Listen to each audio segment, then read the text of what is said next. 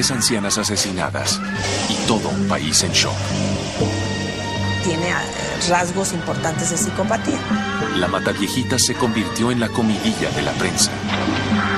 No se sabía si era un hombre, si era una mujer. Bueno, eso también generó que en algunos medios se publicara que se trataba de un hombre, luego de un travesti. En una investigación que se prolongó por 3 años. Era difícil, íbamos un paso atrás. Bueno, sabíamos que se iba a dar allá, pero no teníamos elementos o una cobertura real para poder adelantarnos al hecho. ¡Señora!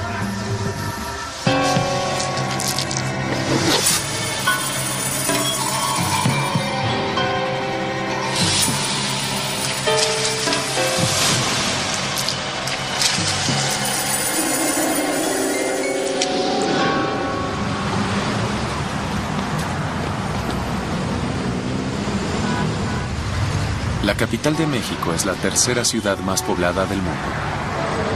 Se estima que 1 millón de sus habitantes son personas mayores de 60 años. Pero el Distrito Federal también tiene un alto índice de criminalidad.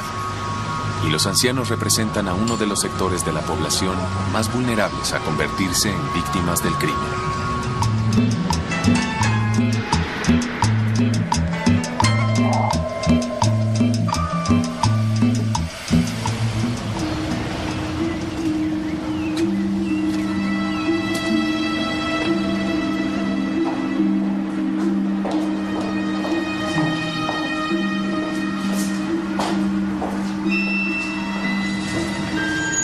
Me traslado yo al lugar de los hechos y era el cuerpo de una viejita que estaba por estrangulamiento. No tenía huella de que se hubiera defendido, es decir, que tuviera las uñas rotas o que tuviera fragmentos de piel del victimario en las manos o que tuviera la ropa rota, rasgada o alguna otra señal de violencia, no.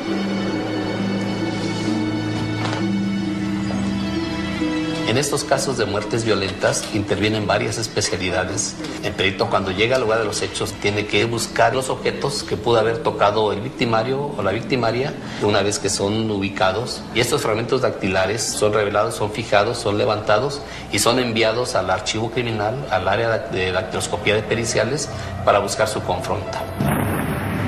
La occisa fue identificada como Manuela Torrencillas Vendaval. Las huellas dactilares del presunto homicida, halladas en la escena de los hechos, fueron analizadas por los servicios periciales de la Procuraduría Federal.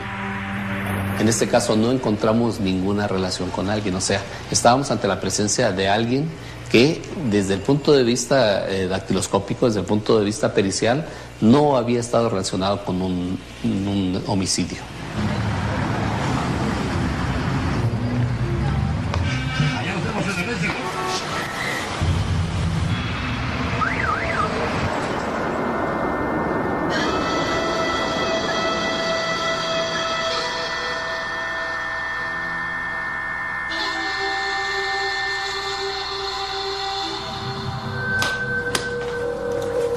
En su domicilio únicamente encontramos huella de que estuvieron buscando en su recámara. Hacían falta alhajas de la señora, los closets estaban revisados. Se llegaron a encontrar fragmentos dactilares. Sin embargo, los fragmentos dactilares que se encontraron, al parecer, estaban incompletos.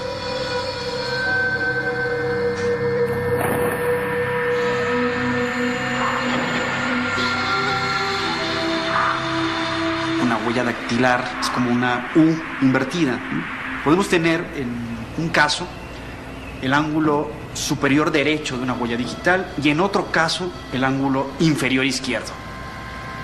Tenemos esos dos casos, pero no podemos decir que se trata de la misma huella porque tenemos fragmentos de huellas. La segunda anciana asesinada fue Guillermina León Noquesa.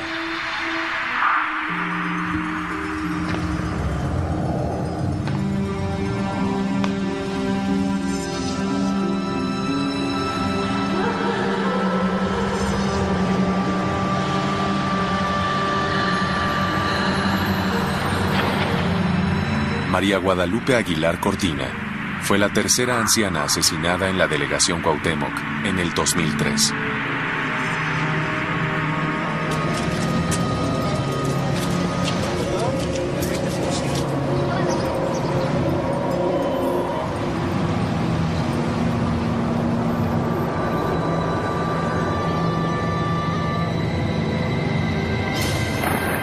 Entre septiembre y noviembre de ese año, se reportaron los homicidios de 6 ancianas más en las delegaciones de Benito Juárez y Coyoacán del Distrito Federal mexicano. Teníamos ya coincidencias en modus operandi. Sin embargo, no teníamos datos para afirmar que se tratara de una misma persona. No teníamos huella digital íntegra, teníamos fragmentos de huellas dactilares. ¿Y por qué no decíamos que se trataba de un homicida serial? Porque en el Distrito Federal y en nuestro país en lo particular no se dan con frecuencia los homicidas seriales. En el Distrito Federal, desde 1942, desde Goyo Cárdenas, no teníamos un homicida serial. Gregorio Goyo Cárdenas estaba considerado como el primer asesino en serie de México. En el transcurso de 20 días, en 1942, Goyo estranguló a 4 mujeres en la colonia Tacuba. El humus, la posibilidad de que se diera en México un homicida serial después de tantos años. Vamos a imaginar la responsabilidad que implica afirmar categóricamente nos encontramos ante un homicidio de esas características, ¿no? Entre febrero y noviembre del 2003, 9 mujeres de la tercera edad fueron asesinadas en la Ciudad de México. En las escenas de los crímenes, los peritos encontraron huellas dactilares incompletas, algo que dificultó el cotejo de las muestras.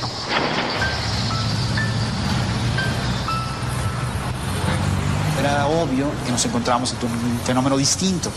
Eran muchos homicidios con características muy similares, en los que evidentemente o no era un serial o era algo muy similar a lo que se conoce como homicidio serial. Primero, la definición que se utiliza en la criminología de un asesino serial es una persona que mata por lo menos a 3 personas con un intervalo de tiempo entre los asesinatos. El asesino serial, además, en general utiliza sus manos o armas blancas, no utiliza armas de poder, y hay una mayor frecuencia o mayor incidencia entre hombres que en mujeres.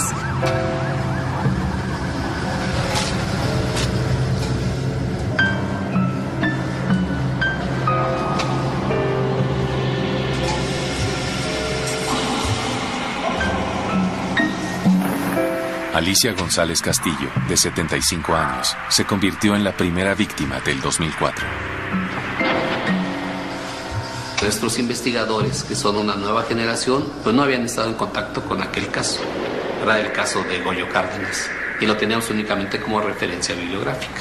Era de tal manera de que, como se investigaban los casos cotidianos, no teníamos esa experiencia.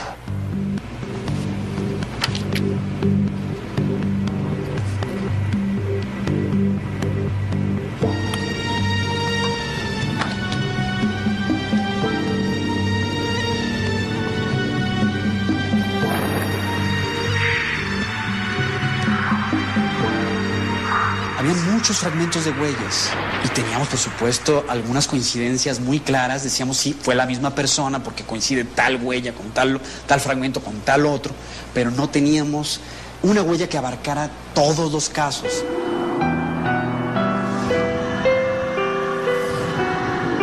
Tres casos más fueron reportados en un lapso de 2 semanas. Sumaban 13 víctimas en menos de un año. En el 2004 teníamos muchas sospechas de que se tratara de un serial. No teníamos la prueba dura para afirmarlo con contundencia. Estábamos ya elaborando distintos retratos hablados, pero los retratos hablados están en muchas ocasiones cargados de la subjetividad del testigo que advierte al homicida. Entonces, a veces teníamos algunos que se asemejaban, otros no. Empezamos a recibir información de constantes crímenes contra mujeres, que esas mujeres pertenecían a la tercera edad. Era muy constante, creo que no pasaba una semana en que no hubiera por lo menos un caso. Estaba muy claro que teníamos un modus operandi muy similar, y ya en los medios de comunicación empezaba a advertirse la existencia de lo que se conoció como el fenómeno mataviejitas. Ya había llegado a la prensa, ya se había filtrado la información Hasta este momento no sabíamos si era hombre o mujer, porque de acuerdo con la descripción de los posibles testigos que se habían encontrado, unos decían que era hombre disfrazado de mujer y otros decían que era mujer. Unos decían que era enfermera, otros que no.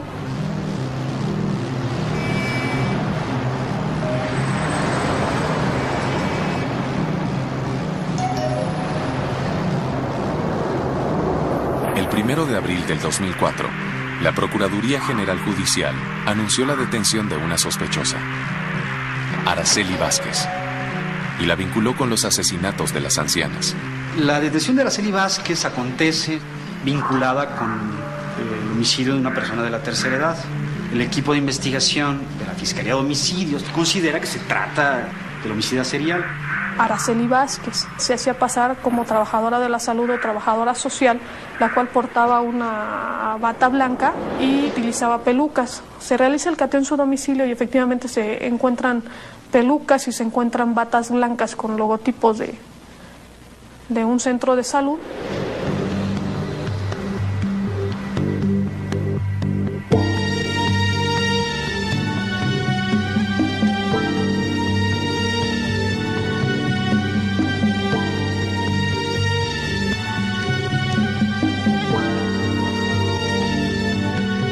Poco tiempo después, cuando los homicidios continuaron, el juez, en este caso, dictó un auto de libertad de Araceli Vázquez por falta de elementos.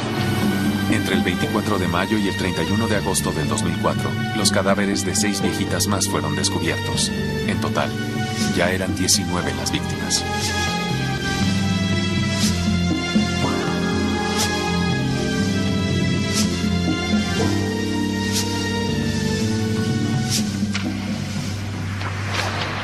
En base a un retrato hablado, se logra la detención de Mario Tablas, el cual refiere que él sí había cometido un homicidio, pero ese homicidio que él comete es de la que él era su madrina, la persona que él mata. A pesar que las autoridades arrestaron a Mario Tablas, el 2004 cerró con 3 víctimas adicionales, lo que hizo un total de 23 homicidios de mujeres mayores de edad en 2 años. Se buscó inculpar a algunas personas, como el caso de Araceli, como el caso del señor Tablas, que pues fueron a dar al reclusorio y los inculpaban a ellos de ser los homicidas seriales. Estaba buscando, presentándonos lo que se llama aquí chivos expiatorios, culpando a otras personas para tratar ellos de justificar su labor. Sin embargo, bueno, pues el asesino serial seguía asesinando a otras mujeres. Entre febrero del 2003 a noviembre del 2004, 23 mujeres mayores de edad fueron asesinadas en la Ciudad de México. El fenómeno mata viejitas se convirtió en la comidilla de la prensa.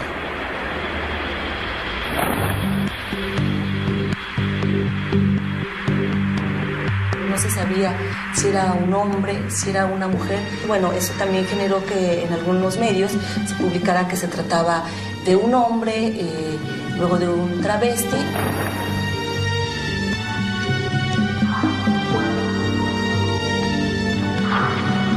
Se pensaba que era un travesti por la descripción física, que decían que era una persona muy tosca, que tenía una espalda muy ancha. Se realizó una investigación a los grupos de transvestí de la Ciudad de México. Se buscó, ahora sí, hasta abajo de las piedras, alguien que pudiese encajar dentro de esa descripción física.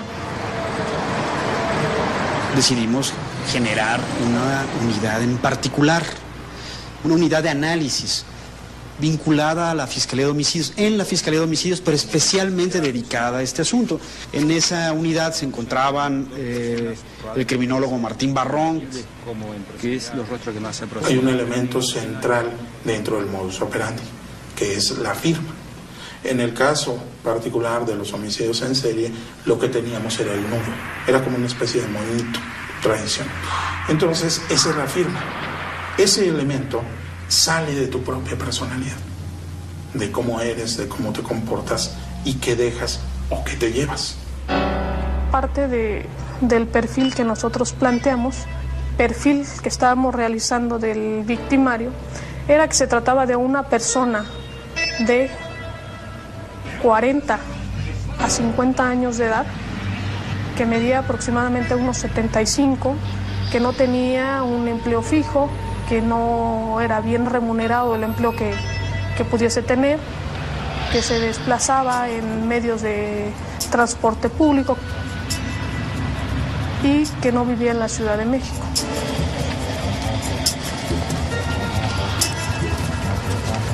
Al realizar el estudio y la tabla comparativa de cada uno de los casos, pudimos ir comparando de cada víctima cuáles eran las características en común que tenían. Eran personas de 65 a 90 años de edad, algunas de las cuales habían sido víctimas de robo única y exclusivamente y otras víctimas de homicidio.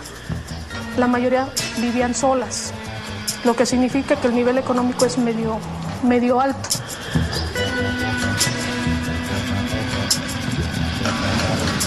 Luego de analizar los casos a esa fecha, la Unidad 17 hizo un mapa trazando el radio de acción del homicida múltiple. Primeramente marcamos homicidios, después marcamos los robos. Entonces vamos viendo que va realizando una especie de semicírculo a lo largo de la Ciudad de México, lo cual nos permite conocer por dónde va a andar o por dónde anduvo el victimario y nos permite presumir cuál va a ser la siguiente zona en la cual va a trabajar, por así decirlo. Era difícil, íbamos un paso atrás, bueno, sabíamos que se iba a dar allá, pero no teníamos elementos o una cobertura real para poder adelantarnos al hecho.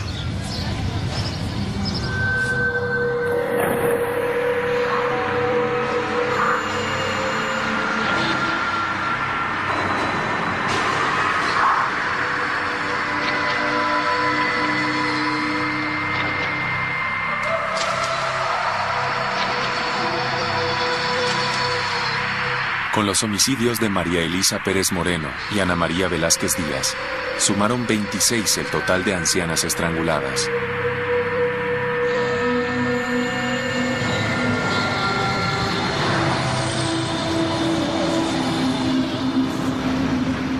No fue hasta junio del 2005 que los investigadores consiguieron una pista sólida. Se presentó seguramente como médico o como enfermera, y toma una placa de una radiografía y ahí plasma sus huellas. Posteriormente esa se confronta con otra serie de huellas que había completas en otras investigaciones y se pudo determinar que se trataba de la misma persona. Fuimos a todos los archivos posibles, todas las bases de datos en el país conformadas con huellas digitales. Estábamos buscando dueño a la huella digital, dueño o dueña. No tuvimos un resultado positivo porque el autor de los homicidios no había estado vinculada con ninguna investigación que acompañara huella digital en base de datos. A partir de esa radiografía es cuando se hace pública la existencia de un homicidio serial en el Distrito Federal y se elabora lo que hemos llamado una red de prevención.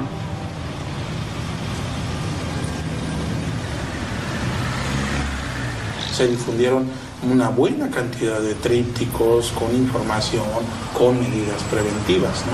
Entonces se había generado tal paranoia dentro de la ciudad que había estas cosas a lo mejor un tanto cuanto ridículas de poner más chapas, más cerraduras, cuando en la investigación teníamos muy claro que no había forzaduras ni de chapas, ni de ventanas, ni de ninguna otra forma de acceso a la vivienda, ¿no?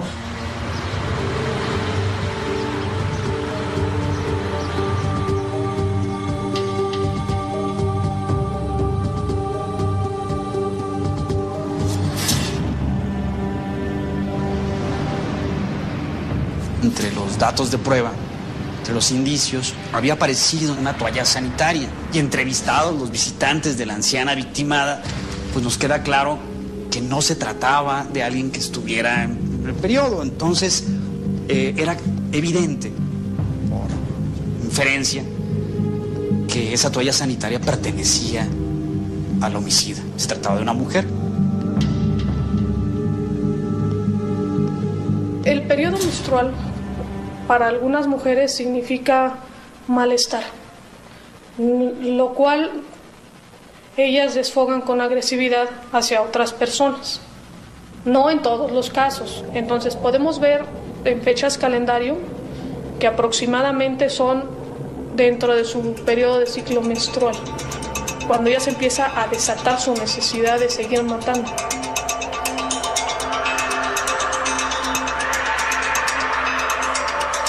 Hay factores medioambientales, crisis que hay en su vida que provocan que se lancen a actuar sus fantasías. Muy importante. Que una historia de abuso físico, psicológico, una historia de personalidad hostil y también hay ciertos rasgos de disfuncionalidad en los lóbulos frontales. 29 homicidios de ancianas ocurrieron en la Ciudad de México antes de descubrirse que el asesino en serie era una mujer. Su identidad, sin embargo, permaneció envuelta en el misterio.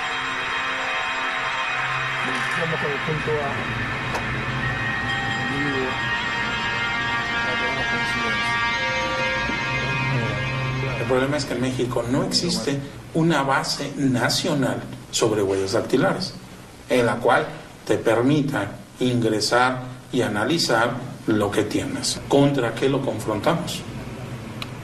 O sea, ¿a quién pertenece? Y esa fue una enorme limitación dentro de toda esta investigación, porque no había acceso a otras bases de datos.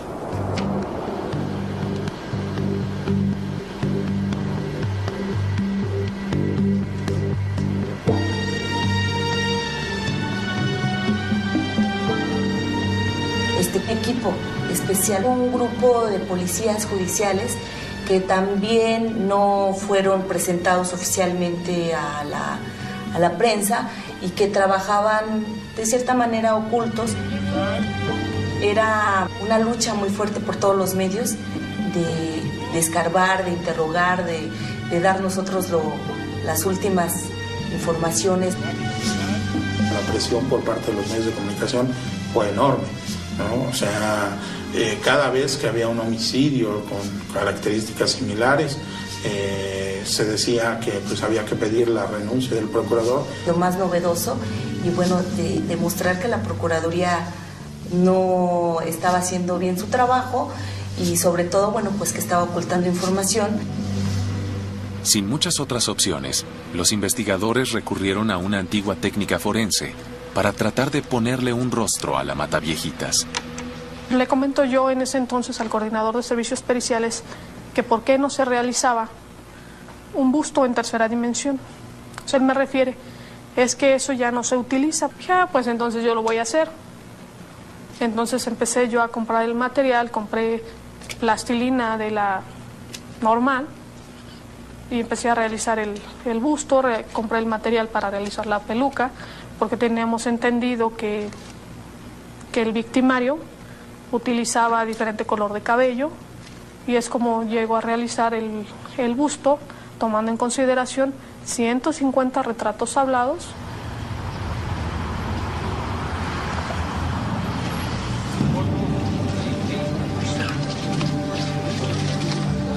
Durante el trabajo que se realizó en las diversas averiguaciones. Damos una conferencia de prensa en donde presentamos el busto. Evidentemente causa sorpresa en los medios, porque nunca o mucho antes se había presentado una figura tridimensional ante los medios. Sorpresa y críticas, por supuesto.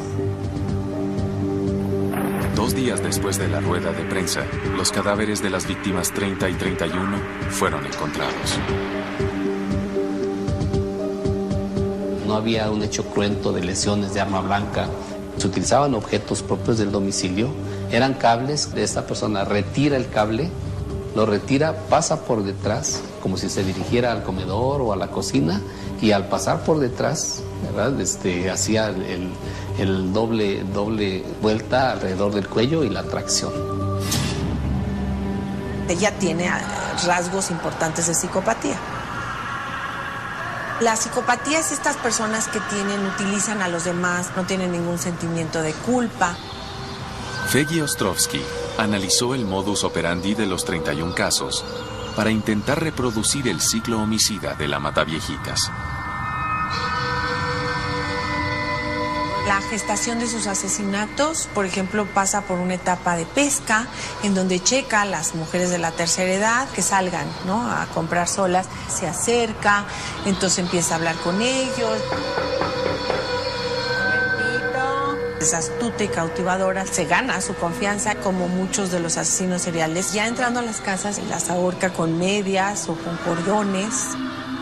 Entonces, bueno, termina esta fase de culminación y viene la fase de depresión, donde ella misma se sentía muy mal después de cometer estos crímenes.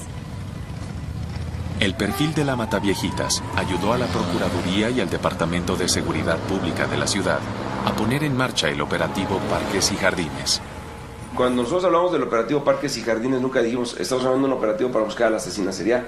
Estamos armando un operativo para proteger a los adultos mayores. Sabíamos que esta persona abordaba a sus posibles víctimas cerca de los parques y jardines de la ciudad. Trataba de ganarse la confianza de estas personas para que después la pudieran llevar a su casa o los pudiera visitar de manera posterior.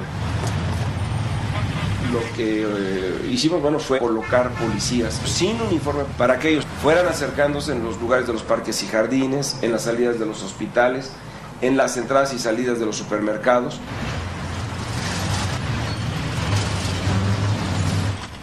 Junto con el operativo Parques y Jardines, la difusión en red de las características de la homicida tuvo impacto porque hubo una disminución de los homicidios. Hay un periodo del último homicidio como de 4 meses. Dentro de esos meses no hay homicidios. Se llega a manejar la posibilidad de que se hubiese suicidado en ese inter. ¿Por qué? Porque en base a los estudios que hay de los asesinos seriales, algunos se han suicidado. Transcurrieron 4 meses desde el último homicidio de la Mataviejitas. Algunos de los integrantes de la Unidad Especial de Investigación comenzaron a darle fuerza a la hipótesis que la asesina más buscada de México se suicidó.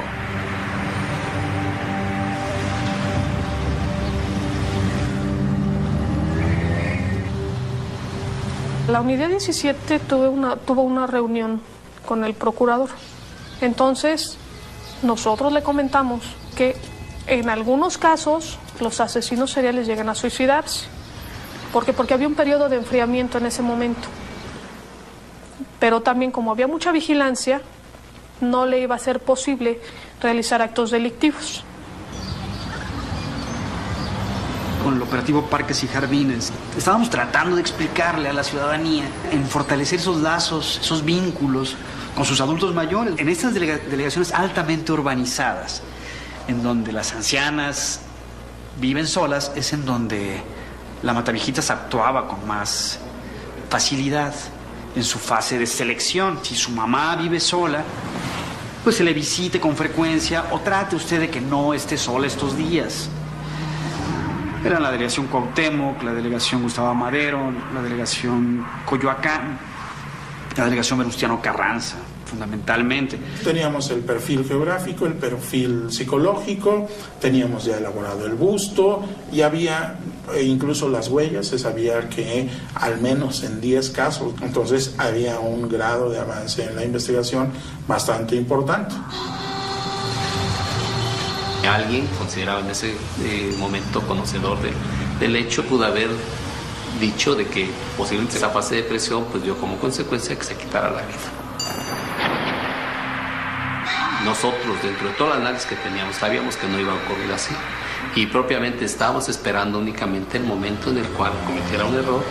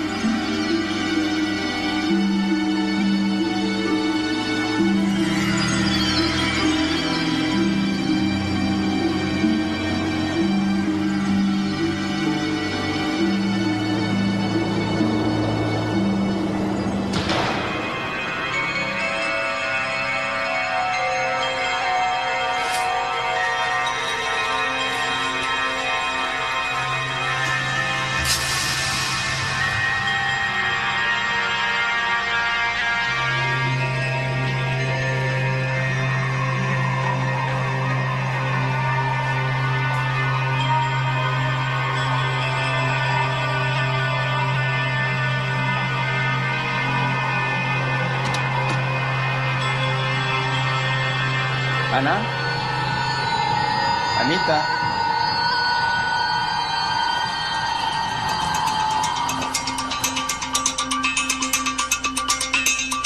Señora. Señora, deténgase. Deténganla. Auxilio, señora.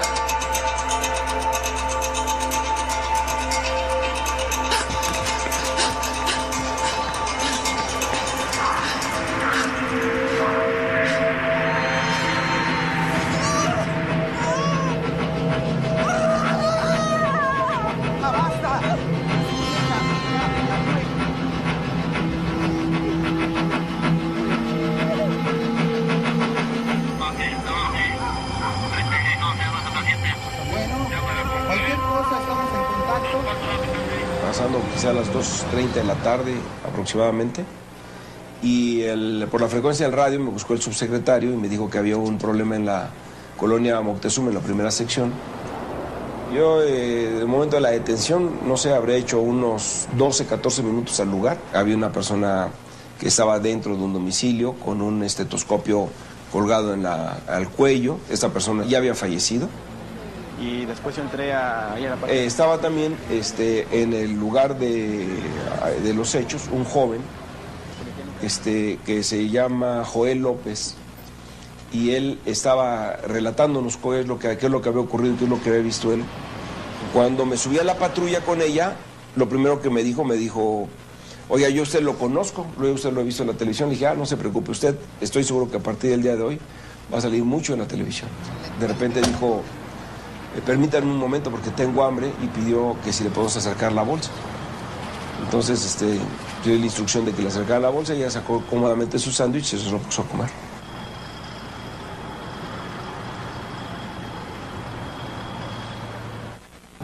La policía de la capital mexicana respondió a la escena del asesinato de una anciana en la colonia Moctezuma. Una mujer fue aprehendida como única sospechosa del hecho. Desde el primer instante, era evidente su parecido con la Mataviejitas, la asesina más buscada de México. Al principio no teníamos la certeza absoluta de que se tratara de ella, a pesar de la similitud del rostro con el busto. El secretario me pide que le diga que si la persona que está en la patrulla se parece o no al tablado. Digo, se parece mucho, pero déjeme entrar al lugar de los hechos. La puerta que da a la calle, viene un patio pequeño y luego la puerta que da ya hacia el interior de la calle, de la casa. Lo mismo que encontramos en todos los demás casos se repetía en esto. Estuvieron platicando, estuvieron viendo toda esa situación de ganarse más la confianza, y la señora, la víctima, le ofrece un vaso de agua, y después de eso se da el evento.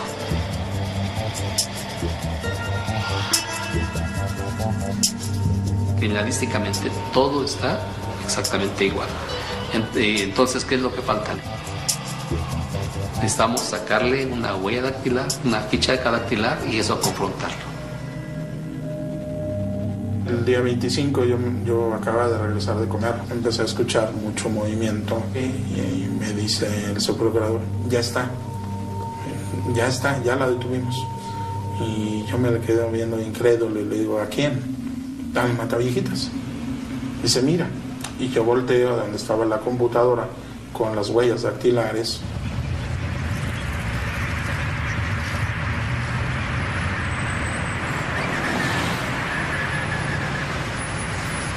Hicimos el cruce de datos y la huella digital que había aparecido en la radiografía en el 2005 coincidía absolutamente con la huella digital de esta persona.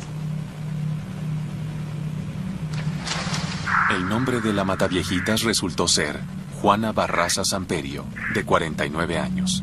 Coincide con este retrato hablado, que es el que se ha venido, así es, el corte inclusive de pelo, aunque pues recuerden que también por estas personas que utilizan peluca, hasta confesa aquí frente a los medios de comunicación.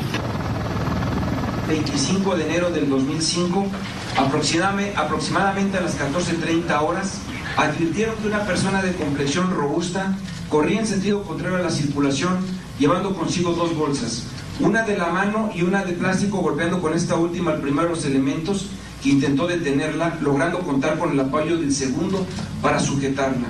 Poco antes de que pase a los medios, estábamos sentados en la mesa que antecede a la sala de prensa. Estaba yo en esta posición, ella estaba aquí en la esquina de la mesa, y le digo, bueno, Juana, tenía la cabeza gacha, le digo, ¿y por qué? ¿Por qué lo hacía? Y entonces ella levanta la vista y con esa mirada terrible me contesta, por coraje. Por coraje. Sentí mucho coraje.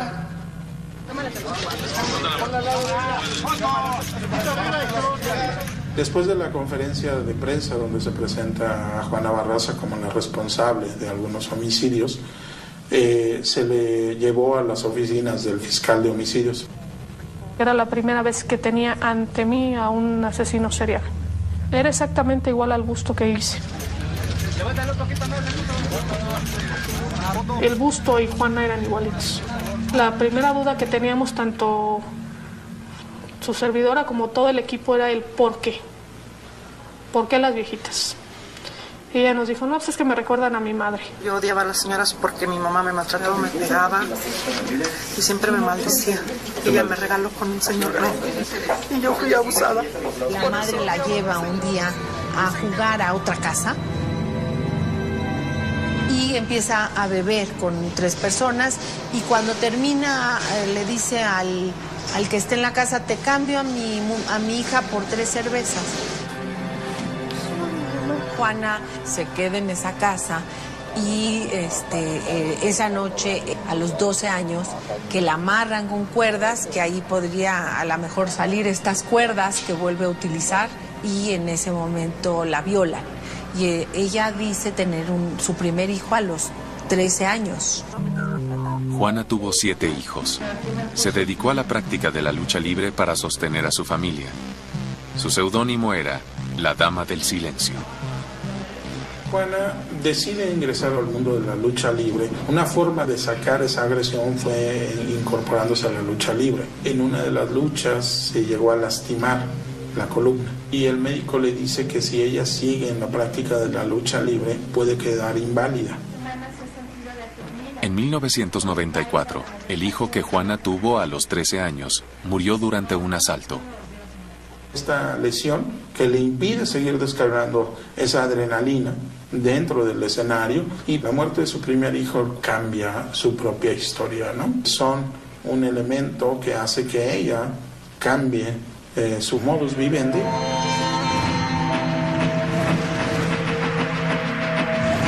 Cuando esta viejita la empezaba a ofender o ella sentía que la habían ofendido, como que regresaba en ella esa sensación de una víctima. Le dije que cuánto me iba a pagar por las colchas y eso. Y me dijo, y le digo, ay, es muy poquito, señora, de Europa, mis cosas. Dice, son gatas y todavía quieren ganar los dos. Cuando yo, la verdad, mejor sí, y agarré la liga, pero esas no las traía yo. Esa estaba encima de su mesa, yo la agarré y con esa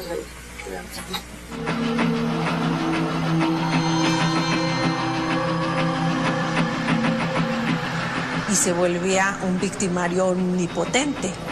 Durante los interrogatorios, Juana Barraza accedió a demostrar cómo estrangulaba a sus víctimas.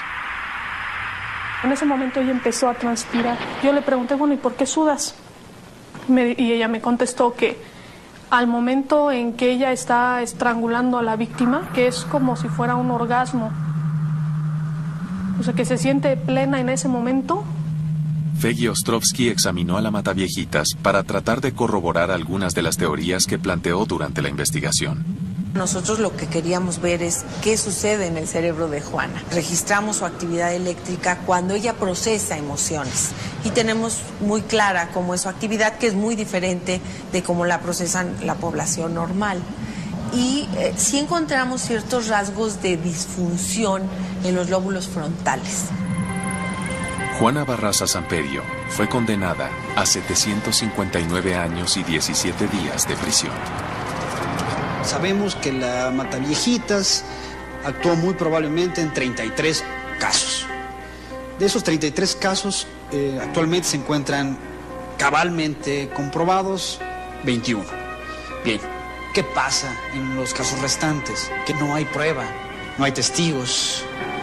En el momento en que los familiares encuentran a la viejita, limpian el cadáver, limpian el lugar y le ponen veladoras. No merezco perdón, ni de Dios, ni de nadie. Perdón.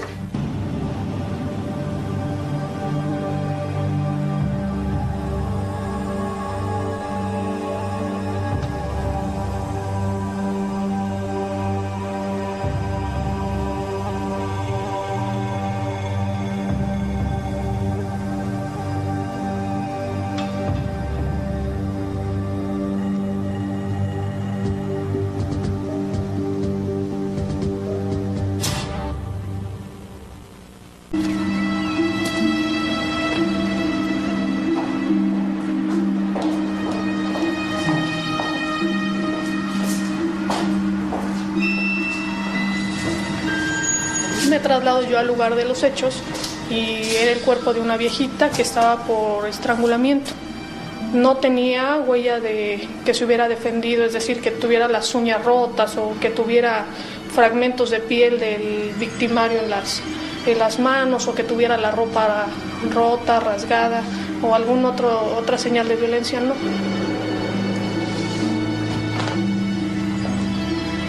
En estos casos de muertes violentas intervienen varias especialidades.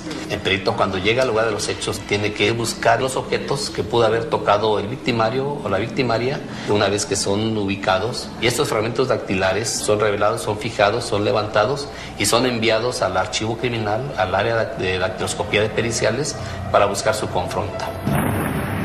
La occisa fue identificada como Manuela Torrencillas Vendaval.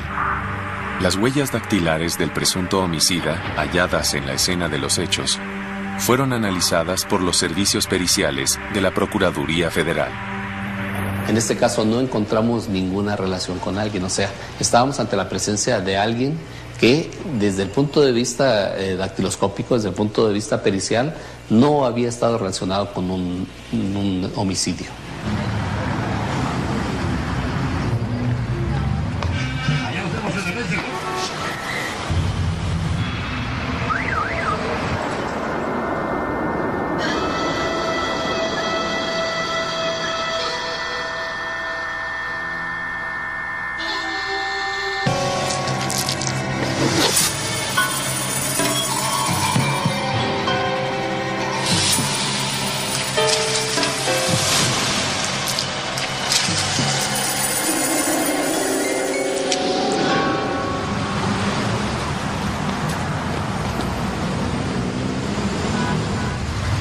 La capital de México es la tercera ciudad más poblada del mundo.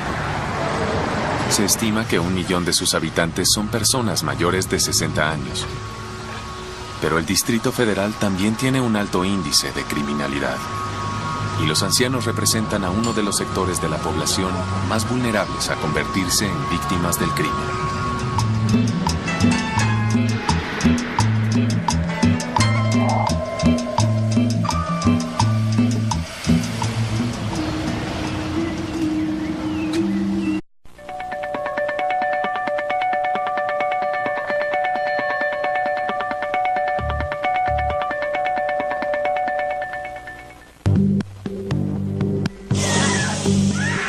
3 ancianas asesinadas y todo un país en shock. Tiene rasgos importantes de psicopatía. La mataviejita se convirtió en la comidilla de la prensa. No se sabía si era un hombre, si era una mujer. Bueno, eso también generó que en algunos medios se publicara que se trataba de un hombre, luego de un travesti. En una investigación que se prolongó por 3 años.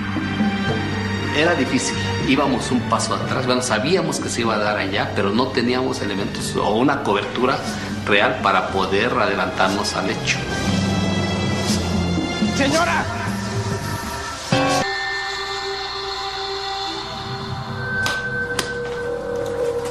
En su domicilio únicamente encontramos huella de que estuvieron buscando en su recámara. Hacían falta alhajas de la señora, los closets estaban revisados. Se llegaron a encontrar fragmentos dactilares. Sin embargo, los fragmentos dactilares que se encontraron, al parecer, estaban incompletos.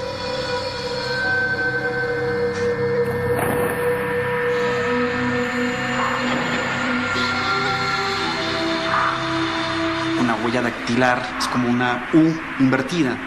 Podemos tener en un caso el ángulo superior derecho de una huella digital y en otro caso el ángulo inferior izquierdo. Tenemos esos dos casos, pero no podemos decir que se trata de la misma huella porque tenemos